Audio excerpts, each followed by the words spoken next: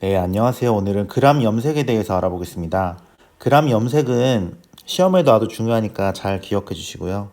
이 그람 염색에서 이 그람이란 말은 사람 이름에서 따온 겁니다. 이 그람이란 사람이 개발한 염색법, 세균 염색법이란 건데 이게 왜 중요하냐면 효율적이기 때문이에요. 효율적. 무슨 말이냐면 우리가 어떤 모르는 미지의 어떤 샘플들이 있다고 할 때 이거를 처음에 분류를 하고 싶어요. 그럼 기준이 필요하겠죠. 분류하는 기준. 예를 들어서 사람이 100명이 섞여 있다고 하면 어떤 기준에 따라서 분류하면 효율적일까요? 여러 가지가 있겠지만 예를 들어서 남자만 따로 모으고 그다음 여자만 따로 분류를 한다.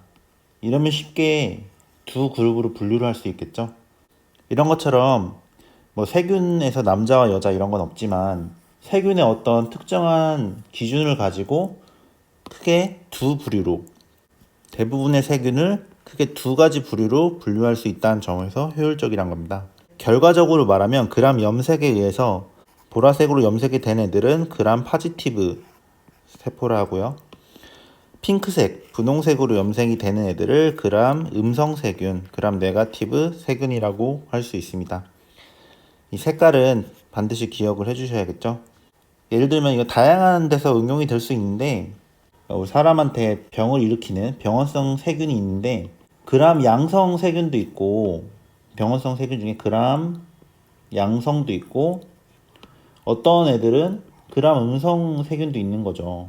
그럼 이 각각의 두 세균에 따라서 병을 일으키는 그런 과정이 다를 거고 치료하는 방법도 대응하는 방식도 우리가 다 다를 거 아니에요. 근데 샘플만 봤을 때는 이게 어떤 세균인지 모른다는 거죠.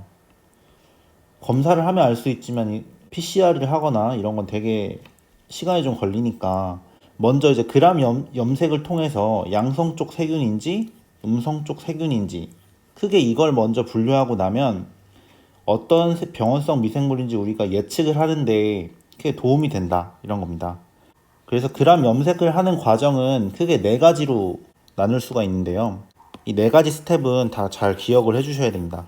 자, 우선 같이 그림을 볼게요. 왼쪽에 있는 세균은 그람 양성세균이라고 하고 오른쪽에 있는 애는 그람 음성세균이라고 가정을 할게요. 근데 처음에 아까도 말했지만 이 샘플 자체에서는 이게 그람 양성인지 음성인지 우리가 눈으로 봐서는 구별이 안 되죠. 샘플 자체에서는 구별이 안 된다. 그래서 자, 일단 샘플을 이 슬라이드 글라스에 픽세이션이라고 되어 있는데 첫 번째 고정을 합니다. 이거는 뭐 공통적인 내용이죠. 고정을 한 다음에 가장 첫 단계가 크리스탈 바이올렛으로 염색을 합니다. 크리스탈 바이올렛. 이 염색약 이름은 기억을 해주시고요. 이 크리스탈 바이올렛은 보라색 염색약이에요.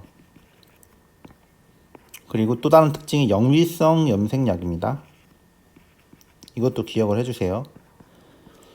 염기성 염색약이라는 것은 이 염색약 자체가 플러스 차지를 띠고 있다는 거예요. 플러스 차지. 그래서 세균들은 보통 세균 자체는 음전화를 띠고 있는 경우가 많아요. 자체적으로 세균은 음전화를 띠고 있다. 그래서 염기성 염색약인 플러스 전화를 띠는 염기성 염색약 크리스탈 바이올렛을 염색시켰을 때 이 정전기적 인력으로 세균이 보라색으로 이렇게 염색이 된다는 거죠. 첫 단계는 크리스탈 바이올렛으로 염색을 시킨다. 그러면 그람 양성이든 음성이든 보라색 계열로 염색이 됩니다. 두 번째 스텝이 뭐죠? 아이오다인 트리트먼트. 그러니까 요오드 용액을 처리한다는 거예요. 이 요오드 용액을 처리한 이유는 이 크리스탈 바이올렛하고 이 세균의 세포벽을 이 둘 사이에 컴플렉스를 형성하는, 그러니까 한마디로 염색이 더 잘 되게 해준다 이렇게 기억을 하시면 되고, 이 요오드를 처리한다는 게 두 번째다 이것도 기억을 해주세요. 그럼 그람 양성이든 음성이든 어차피 다 보라색으로 두 번째까지도 염색이 됩니다. 근데 이제 세 번째 스텝에서 차이가 나게 돼요. 그람 양성세균과 음성세균이 처음으로 차이가 나게 되는데 여기가 이제 알코올 탈색 단계예요. 세 번째가. 세 번째 단계에서 알코올 탈색으로 왜 차이가 나냐. 이걸 이해하려면 이제 세균의 세포벽 구조를 같이 알아야 됩니다. 오른쪽에 있는 세포벽 구조. 이게 그람 양성세균의 세포벽 구조이고요. 왼쪽에 있는 게 그람 음성세균입니다. 이 세균의 세포벽은 아주 중요하니까 잘 기억을 해주시고요. 세균의 세포벽은 뭘로 구성되어 있죠? 펩티드 글라이칸이란 걸로 구성이 되어 있죠.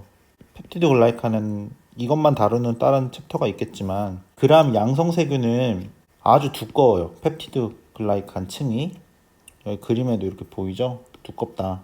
펩티드 글라이칸 층이 아주 두껍다. 반대로 그람 음성세균은 펩티드 글라이칸 층이 얇아요. 상대적으로 얇아. 그래서 우리가 그람 염색 아까 단계에서 첫 번째 때 크리스탈 바이올렛 처리했죠. 그리고 두 번째 요오드로 결합력을 강화한다 했죠. 첫 번째, 두 번째 단계에서 세포벽이 다 크리스탈 바이올렛으로 염색이 되는 거예요. 처음에는 양성과 음성 모두. 근데 세 번째 단계 때 알코올을 탈색한다 했죠. 세 번째 단계 알코올 탈색할 때 그람 양성은 계속 보라색인데 그람 음성은 탈색이 돼서 색이 다 빠져버려요. 왜냐면 세포벽이 얇아서 그래요. 층이 얇아가지고 알코올 탈색했을 때 색이 다 빠져버립니다. 대신에 그람 양성세균 같은 경우는 이 층이 아주 두꺼워서 알코올 탈색을 해도 이게 쉽게 빠지지 못하는 거예요. 층이 두꺼워서. 그래서 계속 보라색을 유지하는 겁니다. 그리고 마지막 네 번째 단계가 대조염색 단계인데 이 핑크색 이 염색약이 사프라닌이라는 염색약이에요. 이 이름도 기억을 해주세요. 사프라닌. 이 네 번째 때 사프라닌으로 둘 다 염색을 다시 한번 합니다. 근데 그람 양성은 아까 뭐라 그랬죠? 펩티드 글라이칸 층이 너무 두껍다 그랬죠. 두꺼워서 사프라닌을 처리해도 이게 염색이 안 돼요. 그냥 크리스탈 바이올렛이 다 이미 이렇게 차지하고 있어가지고 염색이 안 되고 그람 음성세균은 세 번째 때 알코올 탈색이 됐죠. 색이 다 빠졌으니까 사프라닌, 핑크색인 사프라닌을 처리했을 때 분홍색으로 염색이 되는 겁니다. 그래서 이렇게 그람 염색의 네 가지 단계에 대해 알아봤죠.